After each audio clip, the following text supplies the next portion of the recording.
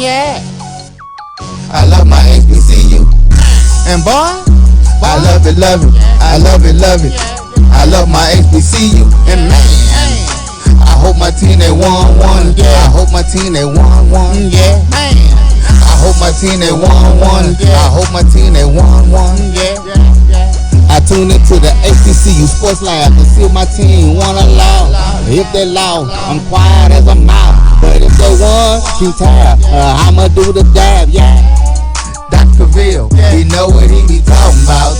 Mike and Charles, they know what they be talking about. They compress the analytic data with the hip hop. If you know them like I know them, they gon' tell you if your team, if they won or lost, and who the ball. So listen to Professor, yes sir, and pay attention. This is Dr. Cavil with Inside the HBCU Sports Lab with Mike Washington and Charles Bishop. Mike Washington is on assignment and Charles Bishop is sick. And I know some of y'all gonna say, yeah, I bet he is. No, he's literally sick, or at least his wife is. So with all respect for that, you know, let's say prayers. You know, the Omicron is out there real. And so we need to stay vigilant and stay safe. But no, we'll get to rub him a little bit when he gets back to it. But we want to make sure that all of those out there that are safe. With that being said, I have Luke Williams, one of the gurus in this, one of the beginner folks that got me started in this, to be truthful with you, and supported me along the way. And he is truly an encyclopedia in so many different ways of what he does. So I think we're in good hands. Let me formally introduce everybody that doesn't know Mr. Carl Luke Williams, as we call him in these parts. How you doing today, sir? I'm doing fine, Kenyatta. Just back from that 4 or 5 days in Atlanta. Great trip, great game, great environment. You know, I spent my whole page today on the Black College Sports page really talking about the game, photos from the game, things that happened around the game. So glad to be with you today. Tell them again how they can go get that. I know most of our listeners are very aware of it, but you never know. There may be some new folks that are not as aware of you as we may think they should be. So if you would, go ahead and tell them how they can get all your information, because you certainly keep all of us informed. You know, I provide your content to our listeners and giving me updates and news and giving me a perspective that I can't quite get anywhere else. So let them know. Yeah, this is my 28th year, Doc, and I've been with my partner in Good Things, Eric Moore, who recently suffered a stroke. So Eric is on the mend. I talked to him while I was at the Celebration Bowl. He's doing much better, but my page is posted every week on Anadan.com. For the last 23 years, we've been on Anadan. So Eric and I started this journey together back in 1994. Also, if you email me at bcspeditor@gmail.com, then I'll add you to our mailing list, which is free. Our page is primarily provided to African-American newspapers around the country. We're currently in about 10 of those newspapers. But if you want to get on the mailing list, just send me an email at bcspeditor@gmail.com. I'll be more than happy to add you. We also, right now, I'm also for the last 3-4 months, also working with HBCU Game Day. My good friend, long time guy that I've known, Tyler Carr, along with the HBCU Game Day founder and my road dog, Stephen J. Gaither, as well as Wally Pitt. I've been knowing Wally and his family. They were the owners of the Winston-Salem Chronicle, the black newspaper in Winston-Salem that I one time wrote news and features for. Wow. So I've been knowing all of these guys a while. Stephen is the young pup of the group, but he's the founder of HBCU Game Day. And he and I have been going up and down the road, man, from hither, thither, and yon, north, south, east, and west to the various HBCU events for the last 2-3 years. Yeah, I'm really happy that you shared not just those individuals, which they've come on this show and guest, and we have great partnership with them, but you also laid the connectors. And I'm not sure that everybody understands that we have these connectors, you know, whether it's Roy, and a lot of people don't realize now it's, you know, kind of the thing to be in the HBCU sports, which is not a bad thing, because it elevates us personally, in my opinion. Sure. But I don't think people realize sometimes how many people have worked and toiled, I should say, in this industry to get the point where they are, and our paths has crossed. And for the most part, this has been a very familial type of construction. So we work with each other and help each other, nurture each other in some form of fashion. So I'm really excited that you did that.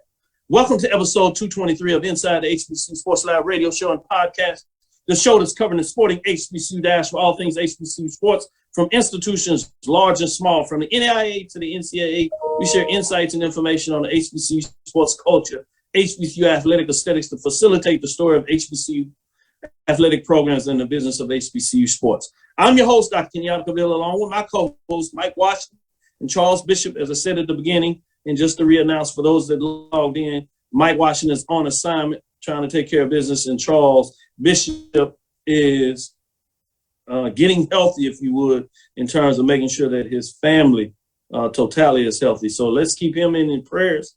He will be back. As I said earlier, yeah, he's sick, but he's really sick in terms of this situation. So we're filming from our home studios and sending a signal live to our KCOH 1230 AM studios with the Texas Radio Hall of Famer, Ralph Cooper, in the beautiful home of Texas Southern University, Houston, Texas. I've told you all that we will release our national champion, but like good stewards of the media, we're going to kind of tease this out. And towards the end of the show, you will get our announcement based on who is the 2021 HBCU national champions from Dr. Cavil's perspective. I will share this before we get into some of the news of the day. I'm proud of the fact that I was the steward. Carl can tell you some backstories of folks from inside HBCUs, but I was one of the first from outside of HBCUs that understood a unique marketing ploy, is kind of the way that I looked at it, and separated the polls in terms of two groupings, what I call the major division and the mid-major division. This goes back literally to 2002. So next year will be our 20th anniversary. So you talk about Luke telling you how long he's been in the business. That gives you some indication how long I have been toiling with this. Shout out to Ken Rashad that gave me one of the first platforms to put up my poll ranking that is now HBCU Sports.com, back when it was SWAC page and then transitioned to TPSN.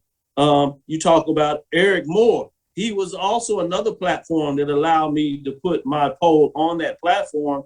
And over the years, people have respected the poll. They may not always agree with it, but they at least respected it. It was done weekly. We kept up with it. And so we've moved on into some men's and women's poll rankings, baseball, before Black College Nines has taken over, and I vote in those polls now. So we've shifted and shafted and moved around to try to get this done. And so I'm excited that today is one of the culminations of people's expectation to figure out just how we think and why we think. And we'll break all that down later in the show, how all this comes together. But I did want to share that earlier. At this point, there's essentially 4 national champions with the various poll rankings out there. I'm not ashamed, and I don't have any problem announcing all these folks. You know, as I said, I'm in the business about doing it. And if I do what I'm supposed to do, people will respect if they don't agree. So I can talk about Box to Roll and all these other groups. Luke will have his rankings coming out and can break that down. So we have some that do a list where they put all HBCUs together. We have some that have a split poll that really separates the poll that came after we did it, but they understand the importance for whatever reason. And I'll even get Luke to give you a chance to tell you his perspective on this so we can kind of really get to going in a thought process of what takes place. Then we'll get into some news. We'll talk a little bit about the the big game, as they call it in a lot of parts down here, certainly for HBCU. That's the Qriket Wireless Celebration Bowl, and what we thought took place in that game. We'd like to hear and see what you're typing in and see your thoughts on what took place. And we'll take you behind the scenes a little bit so you can get your ears and eyes of what took place, because a lot of you all were there. You may have seen some of it, but your focus was on the game. And for those that weren't able to get there, you certainly watching on television. We're going to share a little sights and scenes so you can see what was the talk taken on about everything going in that perspective. So again, there essentially have been 4 Black college national champions. That's Bowie State in some people's framework. And that's both in terms of what people call, or what we call the mid-major division, and some say holistically overall. You've had publications out there that denoted FAMU as the national champion.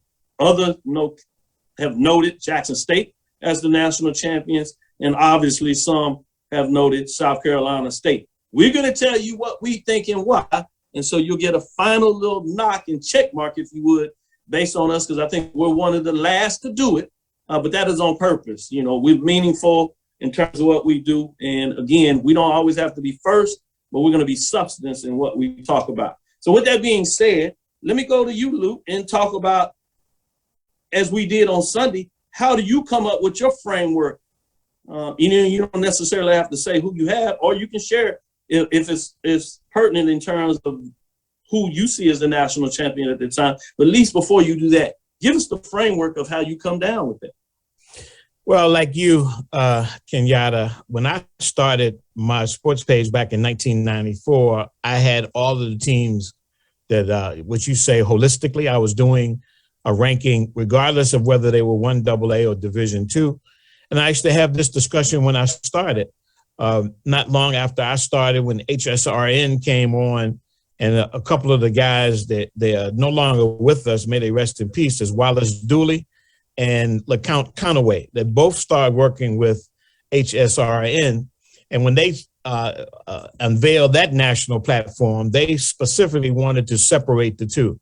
And they would have conversations with me where they would call me on the phone, Luke, come on, man. You got to separate them. The scholarships difference, the such and such difference. We debated it significantly for hours at a time.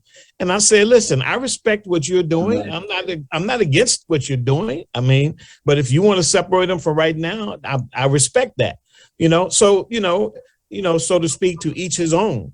And at that time, back in the mid 90s, late 90s, I thought that the differences between the schools was probably not as markedly different as it is now. That's right.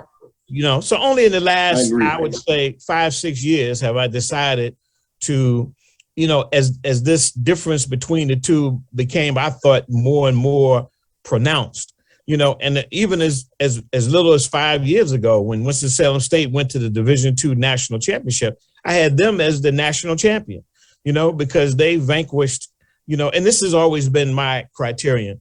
If you're in Division II, you got to do something special to be the national champion. You got to really advance far into the playoffs. So one year Tuskegee was undefeated. I think they got 2 wins in the Division II playoffs. I had them at number 1.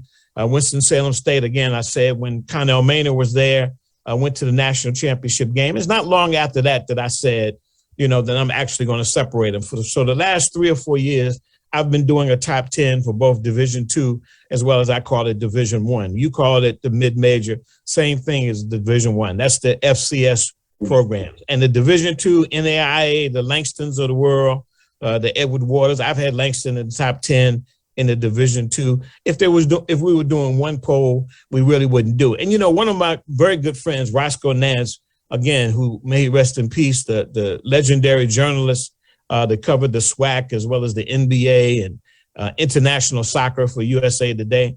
Roscoe one time said to me, one of the reasons not to separate them, he was like, Luke, there's only 40 some odd playing football schools.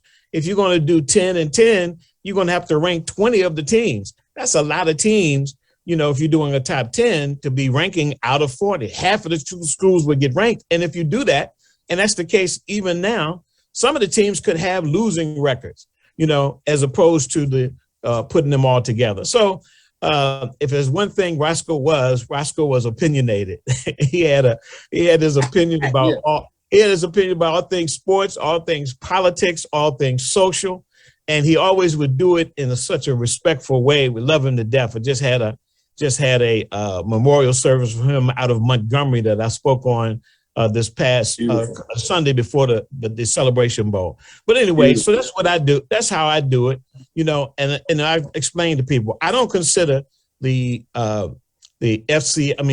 Celebration Bowl to be the Black College National Championship game. It's not automatic. If for no other reason that there are 3 other FCS teams that are not in either the SWAC or the MEAC, who could, if they were playing very well in their respective conferences, could deserve to be above the SWAC or the MEAC. And if they won some games in the playoffs, for example, if FAMU had won some games in the playoffs, for example, you might have gotten some, so if they've gone, let's say, a couple of games deep into the playoffs, you might have had some people saying that FAMU, even though you've already said some have picked FAMU regardless.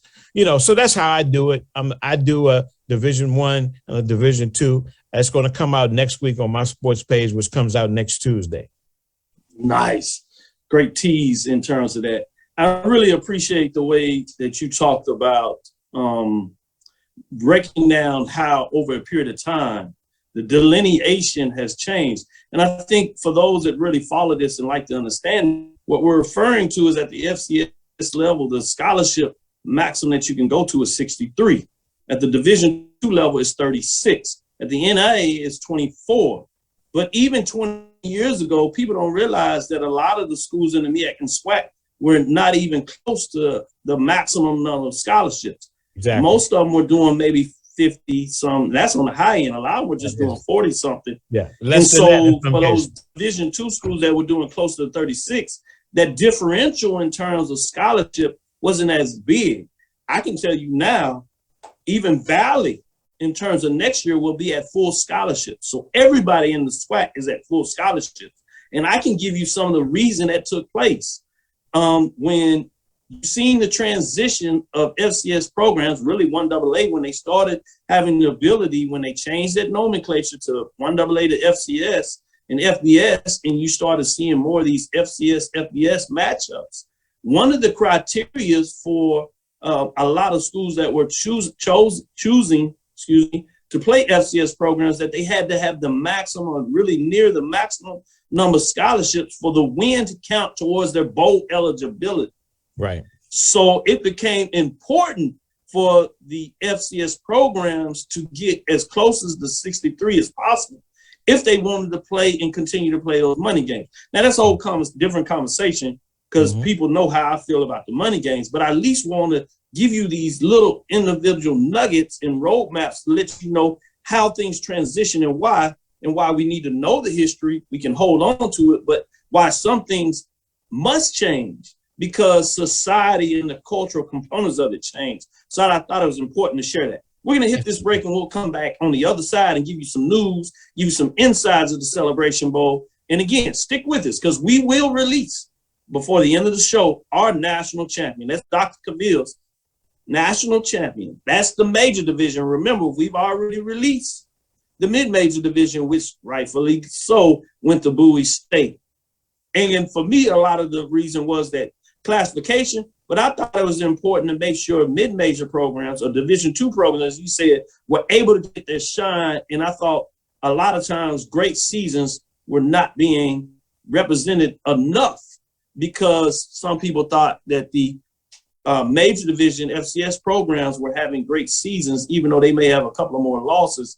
They still had shown that they had better programs. Let's go to this quick break, and we'll talk a little bit more about this on the other side. This is Dr. Cavil inside the HBCU Sports Lab with Mike Washington and Charles Bishop. They're out on assignment. So my guest with me today, the visiting professor, is none other than the great Carl Luke Williams. Stick with us. We'll be right back after this break. Shop Velvet Online Women's Boutique to spice up your closet with trendy, unique looks. We have fashionable and chic looks at very affordable prices. Velvet Boutique offers free shipping all year long on all orders. Shop online at www.melvetboutique.com. That's www.melvetboutique.com. Like us on Facebook and follow us on Instagram. Shop Velvet Online Women's Boutique.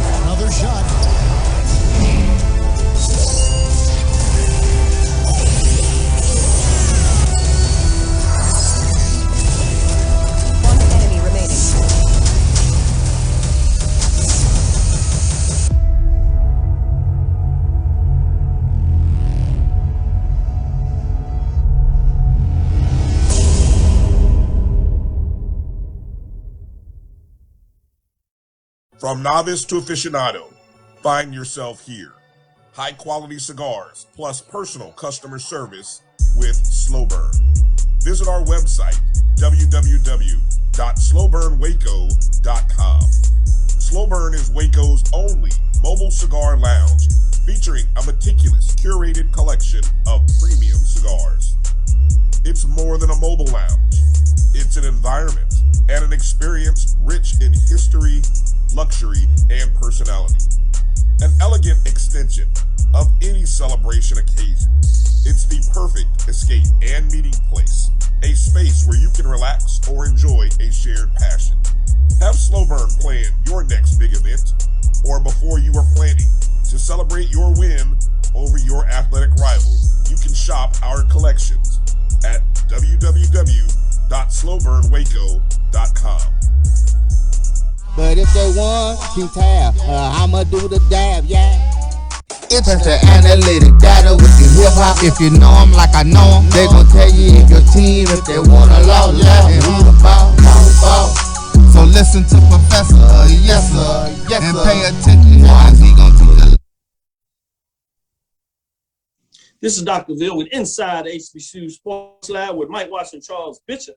They're both out on assignment essentially. So we have none other than the visiting professor, Carl Luke Williams, bringing us some insights and updates. Before we get into a little more about the Celebration Bowl, we'll get into the ratings and give you some signs and inside the scenes, maybe some key people that we saw, takeaways, if you would, be your ears and eyes for those that couldn't get there for whatever reason. Let me shout out to the great folks that have jumped on here. Michael Knox, Michael Lee is in the house, Nelvin Short, Mary Allen, Ricky Burden, as always, Lonnie Shaw, I see you.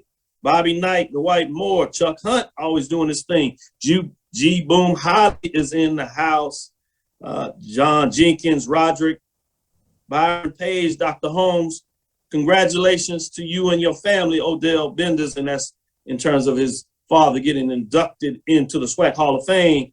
Great chance to give him an interview. For you all that didn't see that, check out our interview from Friday in terms of episode 221 that we take you out on Radio Road and give you some great interviews, including with Coach Buddy Pough before the game. We have Odell Benders and a couple of players as well, I should say, from South Carolina State, giving them the love that they deserve. It was exciting to interview them. You can see in their eyes, there was something there early. Karen Griffin. We have Reggie in here from the CIW, Tom Anderson. Who else we have? William E. Davis, Sarah Beverly, Rob J is in the house checking us out. Who else we have in here? Willie Alex Hine, Jarvis Austin. Stick with us. We'll give you some more shout outs. Keep them coming again. We will tell you before the end of the show, we're going to announce Dr. Cavil's HBCU Major Division champion. Essentially, most people realize it's up to basically 3 teams: Florida A&M Rattlers, Jackson State Tigers, and the South Carolina State Bulldogs. Who will we say is this year's HBCU Major Division champion? Remember, we separate the two, so we've already acknowledged 2 weeks ago the mid-major champion, which none other than the Bowie State Bulldogs. With that being said, is there some news out there that's relevant as things just keep churning? We can't get through the Celebration Bowl before some other moves are made, particularly in the football landscape. Do you have anything there to announce for us? Well, the first one was, while we were at the Celebration Bowl on Friday, you know, my road dog, as I said, Stephen J. Gaither, is a graduate of Winston-Salem State, and he was waiting with bated breath as the Rams were making a decision as to who would be their next head coach. He was kind of hoping for something a little different, but the Rams decided to stay with interim head coach Robert Massey, who has been there for almost 3 years, replacing Keenan Boulware. He has, a 4-year contract that's already been approved by the board, $90,000 a year. He's only got a 7-21 record. No, I'm sorry. I'm not even 7-21. I think it's 7.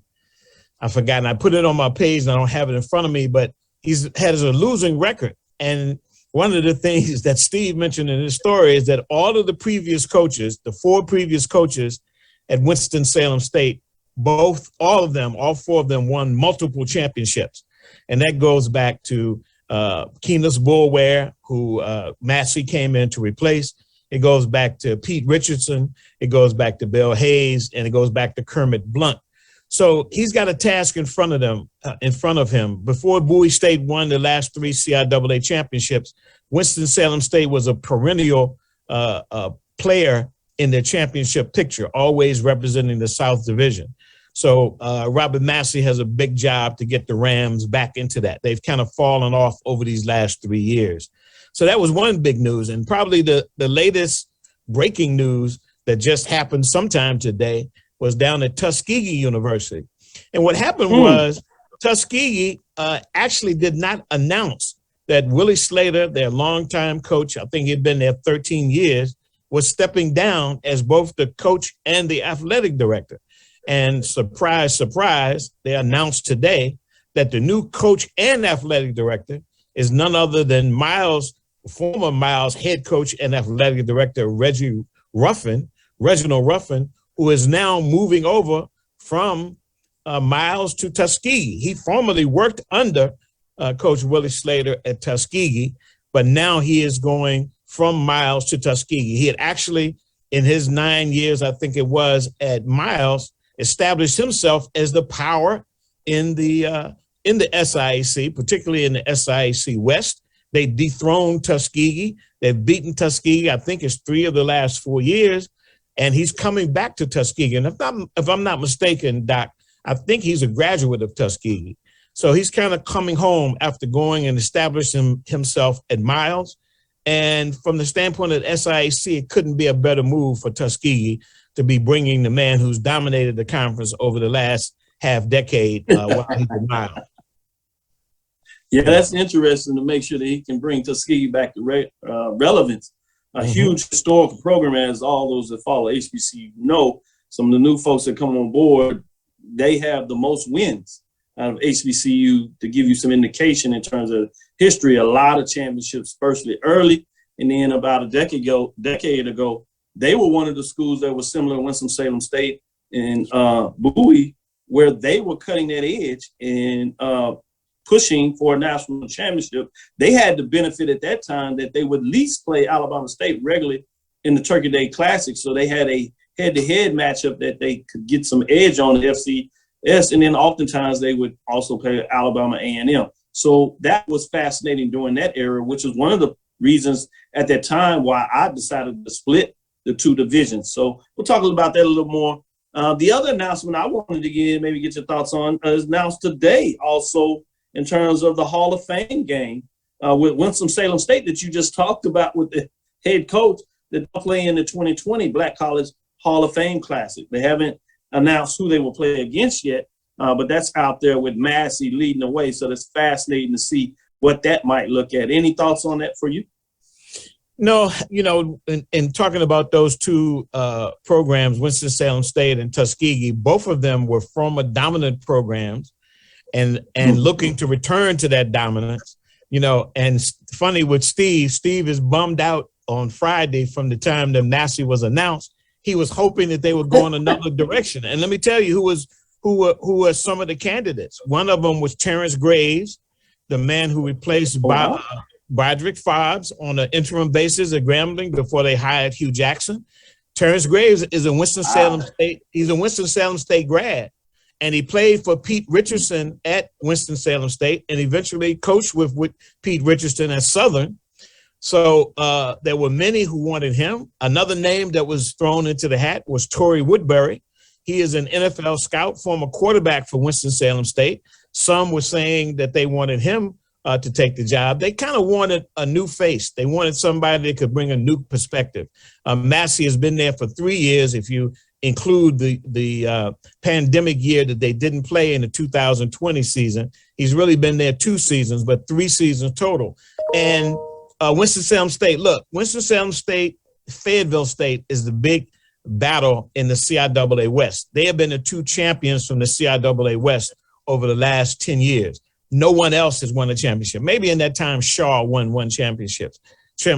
But other than that, those have been the 2 schools. And for the last 2 or 3 years, Fayetteville State under Richard Moore has dominated Winston-Salem State. So they were kind of looking for a new face, so to speak. So, to see those two come along, one that's getting a proven winner in Reginald Rutherford, and Winston-Salem State choosing to stick with Robert Massey, says a whole lot. It's going to be very interesting to see how that plays out.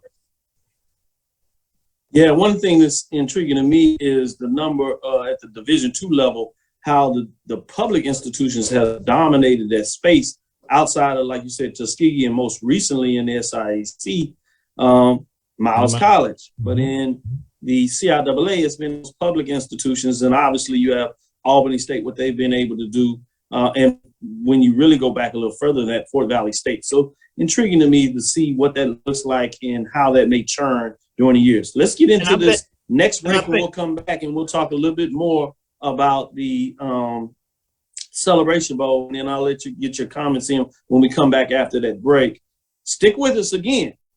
We will get into Dr. Cavil's Major Division HBCU National Champion. So stick with it. It's coming, I promise, and it will be good.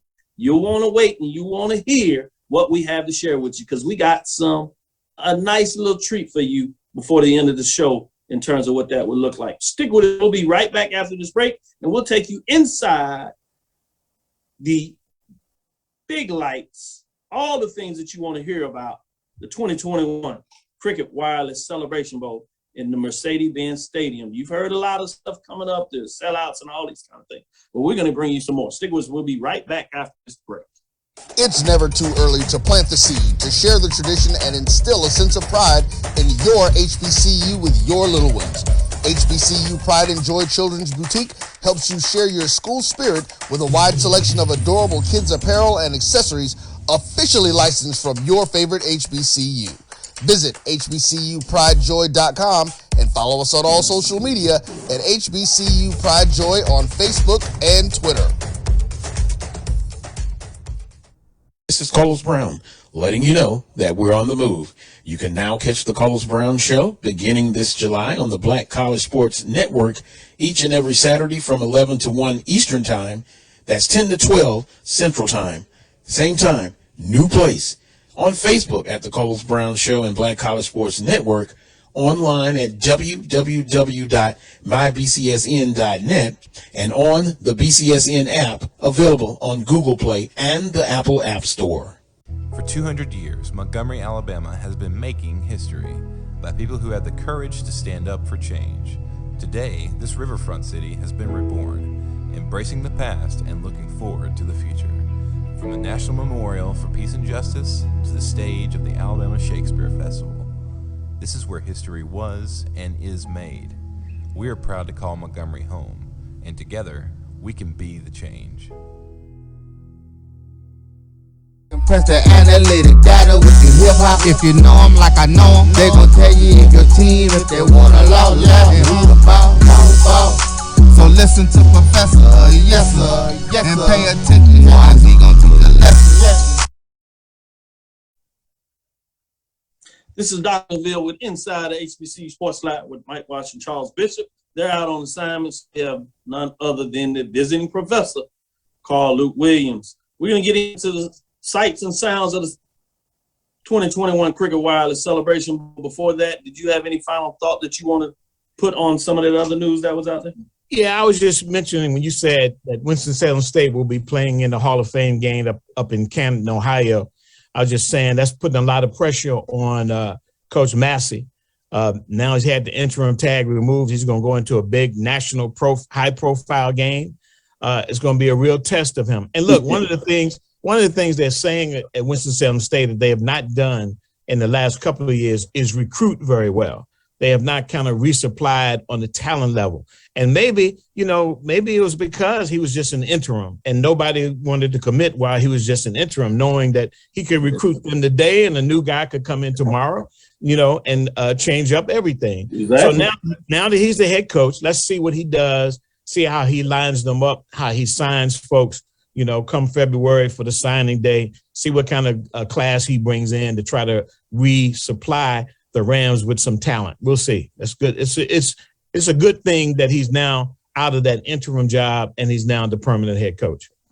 to your point, you see that down over at Prairie View. You didn't get a lot of news with the signings. You've seen Southern with all the December early signings they have. FAMU has really went deep in terms of their 3-4 star signings. You talk about Alabama A&M. They have a huge class of early signings and from those Division I transfer. I think they had 2 of them. Both a wide receiver and a quarterback out of Miami that just comes in. And obviously everybody's heard what's going on at Jackson State in terms of not only their Division I transfer signings, their other big signings, but also in terms of the number 1 recruit in most publications and in some of them number 2 recruit coming in to play both cornerback and wide receiver this past weekend. So big news.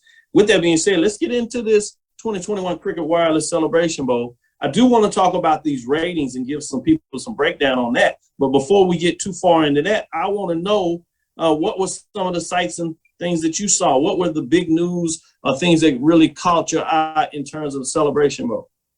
Well, obviously, some of them were now announced. Some of them were the events. I thought it was very big in the pregame to have Pro Football Hall of Famers Donnie Shell, as well as that was huge. As well as Harry Carson, as well as Robert Brazil from Jackson State. I mean, it just speaks to the depth of the history of HBCU football to have them come out and be honorary captains, come out for the coin toss. I thought that was so beautiful. Very great example. You know, how many schools can enter this with that kind of legacy that they are trading upon. Thought that was big. Obviously, that was a big event on Friday as Dr. Thomas, who as of the last day of this month of December will be out as the commissioner of the Mideastern Athletic Conference. They had a toast and roast for him on Friday, celebration toast and roast on Friday. That was a big event over the weekend, sold out event. He is the guy really that came up with the idea of the Celebration Bowl and had to sell it to not only his athletic directors, but the presidents of his conference, and then to sell it also to the presidents of the SWAC conference to eschew the FCS playoffs and send their champions to this game with 6 years in. And I don't think anybody has any regrets. As a matter of fact, I think those who are skeptical have been sold as of now. The third item I had, and I focused this on my page this week. I'm trying to remember exactly what the third one was. There's one more I can't think of. It'll come back to me, Kenyatta. But I talked to the AD at North Carolina A&T today, and I told him that Buddy Pough talked about the fact that the Celebration Bowl wanted to fly South Carolina State down from Orangeburg, a short trip, a 45-minute flight to Atlanta. And Buddy Pough said, "Why are we going to fly? We can just catch the bus." And then they convinced him to let Delta bring the team in. And Buddy Pough talked about on Friday in the press conference just how wonderful the trip was, how Delta just treated them royally. And when I talked to the AD at North Carolina A&T tonight, who is what's my man's name? Earl Hilton. I'm sorry. And I was telling Earl about the event. A&T had a basketball game tonight that I came to before we got on. And he told me that they bust every year from Greensboro. They bust to Atlanta. They didn't have a chartered flight, private jet that Delta provided. So he was saying that all 4 times that they came by bus. So that was one of the amenities that they added this year, to fly both teams in, really to give them more of a bowl experience. Because, I don't know, the trip from Orangeburg to Atlanta is probably 2 hours by car or 2.5 hours by bus. But he really talked about how the Delta treated him so well that, he said, I would have been fine to ride the bus, but it was just out of this world with all the things that Delta did for them. So those are one. There's one other thing that'll come back to me, but go ahead in terms of what you have from the Celebration Bowl. No, shout outs to the executive director, John Grant. When you talk about the Hall of Famers on the Field Classic, you're talking about getting Delta to sponsor the flights for both teams, the next level stuff. So you can continue to see that this is an event now. You have folks coming from everywhere. This is similar to homecomings, if you would. Obviously, the next level up for Bayou Classic, Magic City Classic, the CIAA. It is officially an event. And to your point, when you talk about eschewing the playoffs for this game, That's why, to some degree, you hear ESPN and John Grant talking about this being a championship game in a lot of ways. And obviously, people have how they feel about it. But essentially, when you think about it, for the most part, you're going to have the best two teams. There may be one or two arguably other teams, but you're going to have, for the most part, year out, the best two teams in this game. So it's easy in a lot of ways to see how this is a national championship game. You can go talk to BJ Jones and check out a show that I did with him on Sunday night that really broke down the history. So you can get a historical arc, so you're really informed about where the newspaper and how a quote-unquote mythical championship, which was done for both HBCUs and historically white colleges. Before I get too far, I did want to talk about the ratings. The ratings for this were the third highest ratings in terms of that weekend of bowl games. It was the second highest rating since 2019. And we'll take even a deeper dive in that, a little more about the ratings. But I did want to get into the poll. So every indication shows that everything about this bowl game is on another level. So when you come in and you participated, because there's one guy that put out there, and to his credit, he said Sunday, we may have been lagging a little bit, that we were, not our normal selves. And I think he thought maybe it's because the Jackson State didn't win or whatever. And for us, I don't think people understand is like, while we may be fans of our teams and we may be fans of a conference, we're all about HBCU sports. You can never get the coverage we talk about, even today when we give you all of the conference, even GCAC. So if you look at this regular, you cannot deny that we provide all information to coaches. And the only reason you may not see more of your coaches on here, that's because you need to talk to your coaches and the SID. They haven't reached out to get on the show. It's a lot of energy and effort for us to do that. And we got down there Wednesday, and people don't understand. We're not down there just getting it done. We're putting in work. And people don't realize that doing this and doing homework and the prep work, there is a lot of energy, and you're up long hours all day. And because the thing is such a big event, when we talk about the Celebration Bowl, you're going nonstop. And then when you take a break, you're up late in the hours just eating and mixing, because you still want to get a little bit of the socialization in there. And you need the network. People don't understand the reason that we're able to have access to these folks, because we have the networks. Enough of that. Let's get into the poll rankings. I want to get into these poll rankings. Let me say one thing. I realized the thing that I had not spoken about is two things real quick. One was the fact that the Celebration Bowl re-upped with the Mercedes-Benz Stadium for another 6 years. That's big. Yeah, so big. you can set your Great schedule point for that weekend in December, that the game will be in Atlanta at the Celebration Bowl for the next 6 years. And the last thing I was to mention was how much more media coverage there was this year.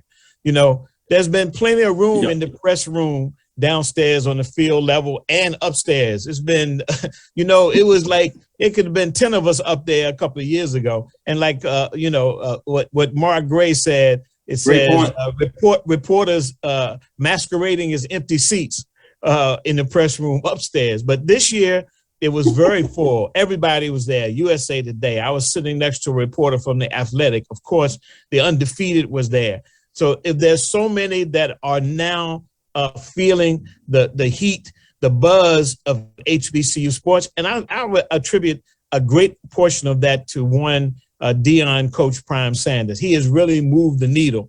And I was expecting these ratings really to be over the first one, but that's usually the case. The first one generates the greatest amount of interest. That's why it was so significant this year that it was a sellout, that it was usually the first year through the whole time of the Heritage Bowl, they never topped the first year. This topped the first year, and that only bodes well, I think, going forward. Great point. I'm glad you got that in there. Let's pull up the poll before we take this last break. Let's start with the top 10, and we can go through this pretty quickly, because when you get in the top 10, no changes here. Number 10, North Carolina A&T. At number 9, we have Hampton Pirates. Both of those teams sit at 5 and 6. Then you get into number 8, which is Norfolk State Spartans, finishing at 6 and 3. At number 7, you have none other than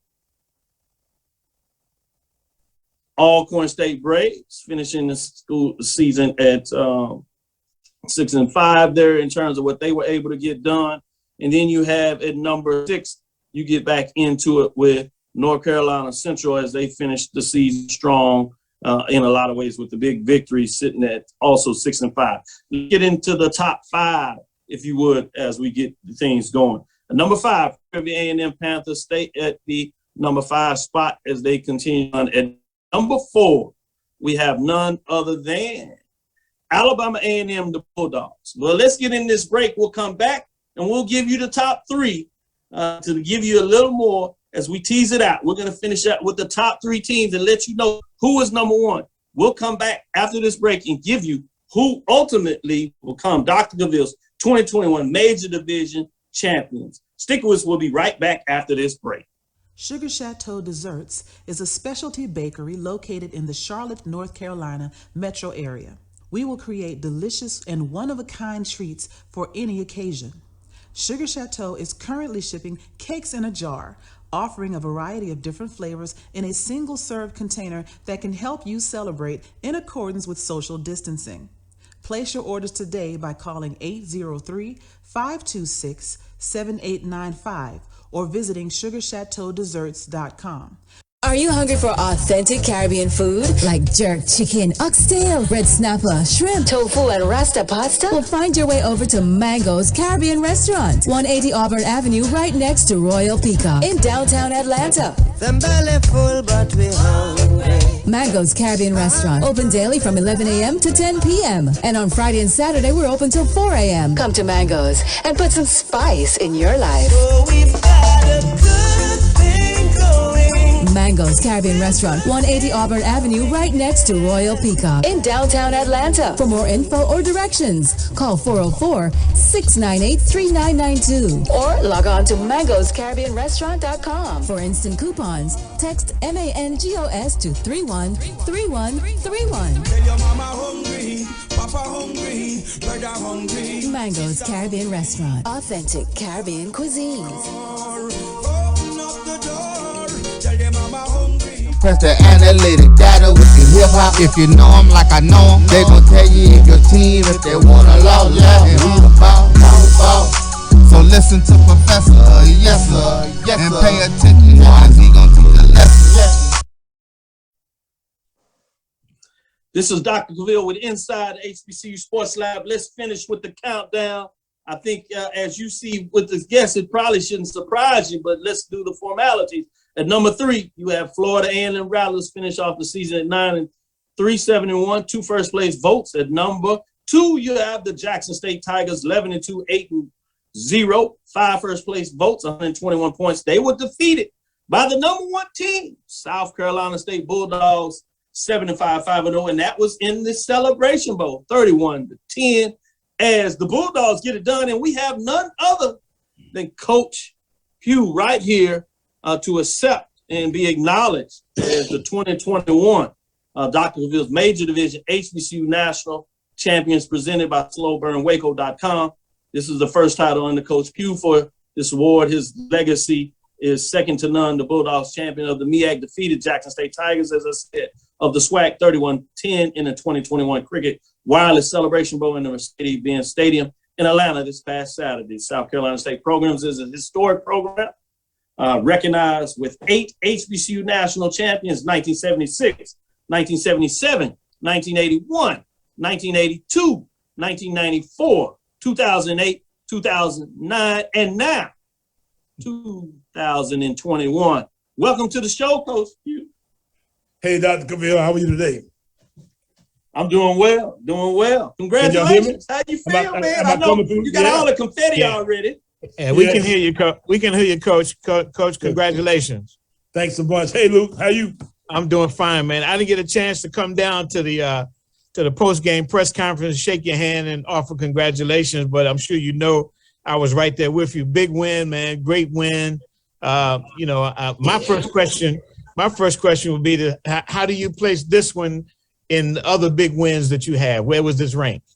Well, it's the best yet, I guess, because it's the last one. Anytime you start ranking them, the one that's most recent to you, is always, I guess, maybe the best one. But Luke, who knows? We've had so much fun around here. until we just try to see if we can win a game and move on. We don't really wallow, in the, actual glory of the game very much. After we play it, we move on. And so at this point, I'm thinking about next year. We're talking about recruiting already. So we had a big recruiting meeting today. Well, I noticed that. I noticed that after the game, your guys weren't all jumping around. When A&T has won, they've been wallowing on the ground, doing snow angels and whatnot. And Stephen Gaither said he had to tell your guys, go over there and celebrate, man. Go get on the ground, wallow around and everything. But I understand when you've had the kind of success that you've had, that, winning is almost expected. But I certainly was not expected this time around. Everybody thought you were a huge underdog. They were just waiting to see you guys get shellacked. So what was involved in your preparation to get them to play lights out like they did? Well, I think we even kind of disrespected our offense a little bit because we told them, say, guys, all we want you to do is just don't lose the daggone football game. Don't go out there and turn the football over and give them short fields. And special teams pretty much the same.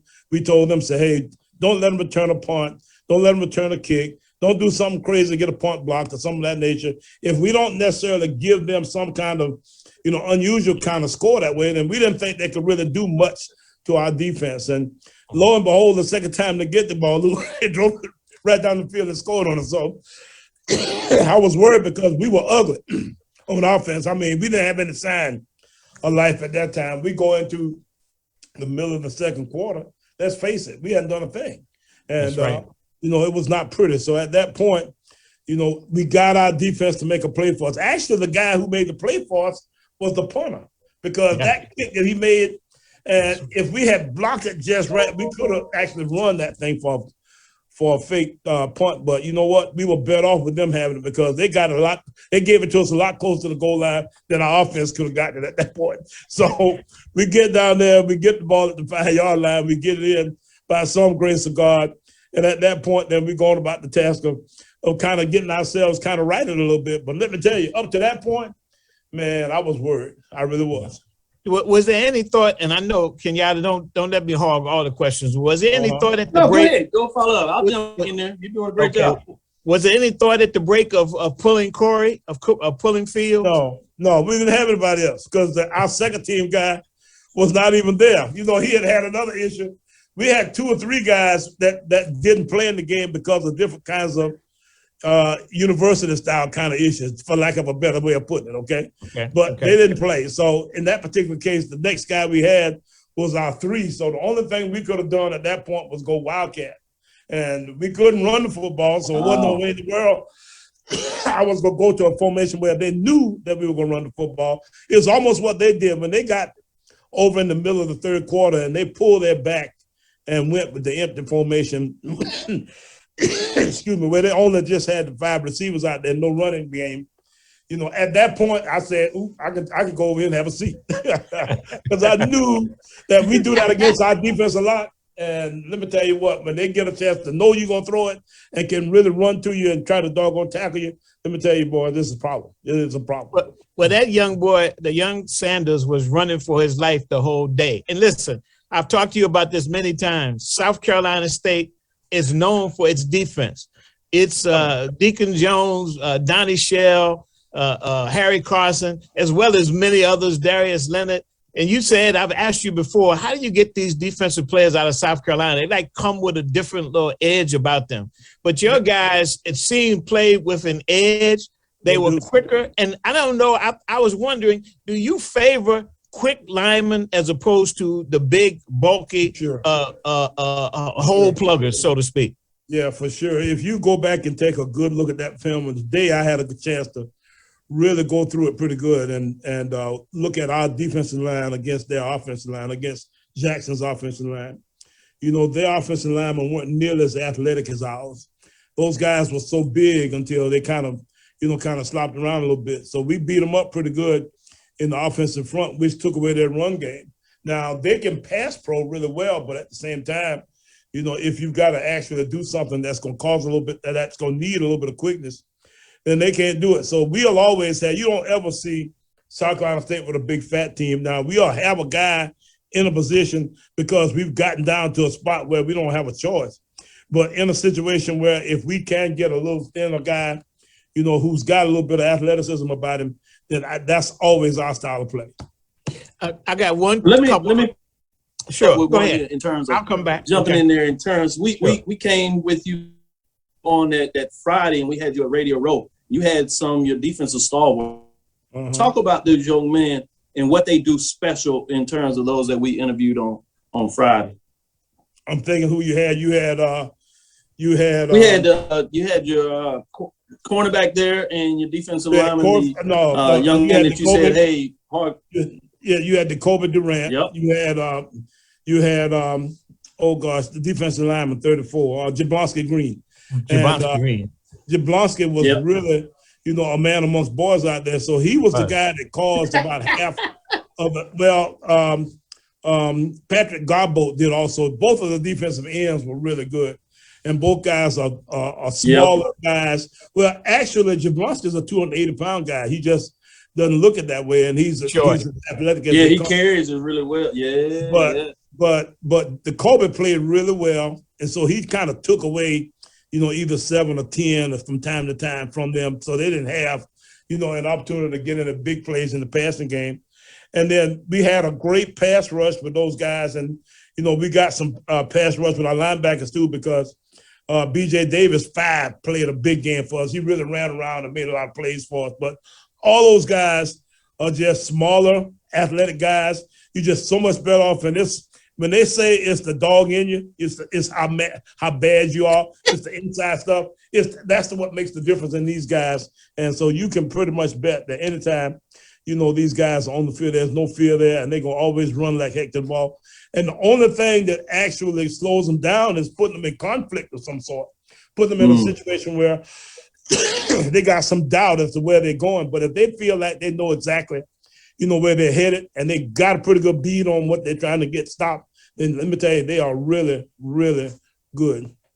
Let me get one back in here, and then I'll let Luke finish up with a couple of questions. When you talk about the dog in your players, you even had that on special teams, because your special teams was very special. I want to talk about your decisions to do that, but Luke brought it to my attention. One of the big plays that really oftentimes the Jackson State thrives on is their special teams.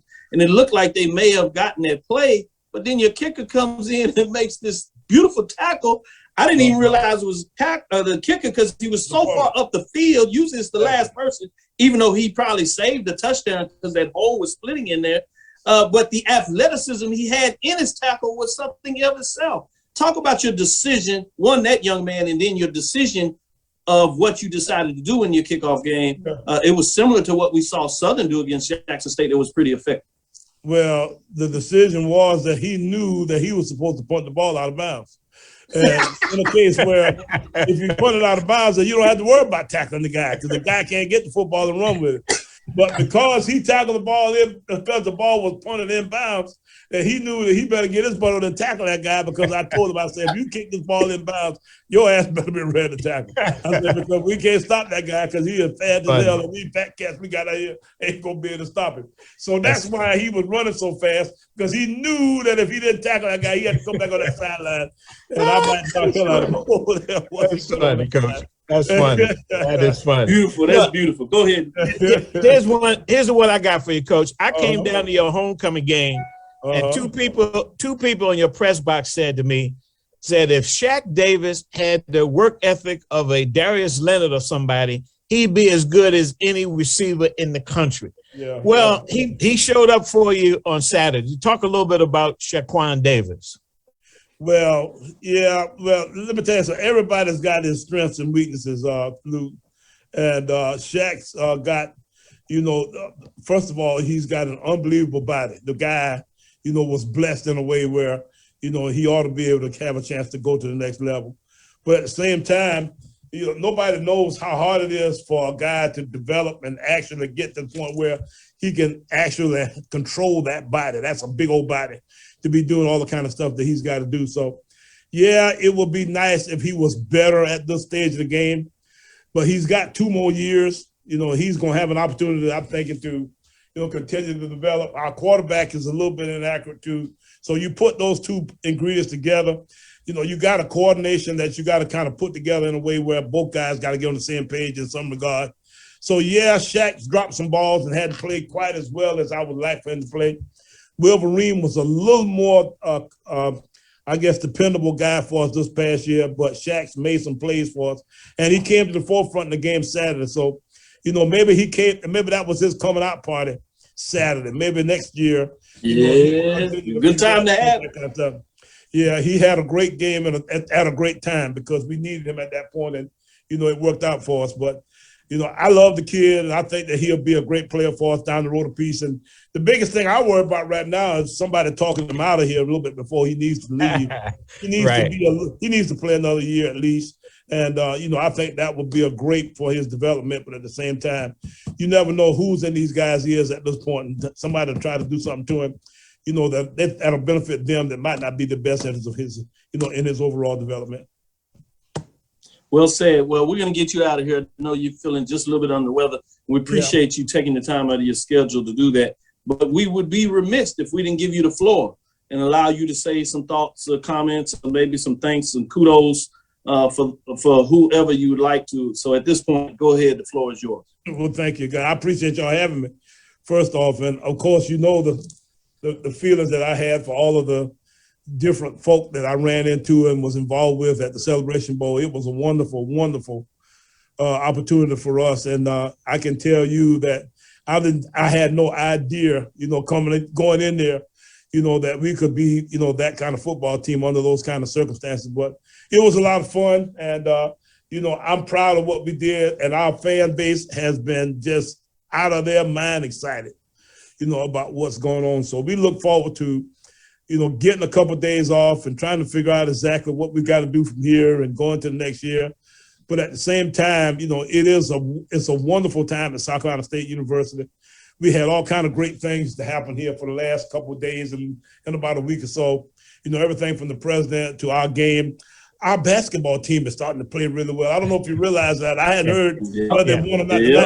They won 4 or 5 in a row. They beat South Florida the other night. And, we're excited as all get out about them getting going again. So it's that time of year. So South Carolina State's got a chance right now to turn the corner. We can really do some things, I'm thinking, to really get ourselves going in the right direction. So we're looking forward to it.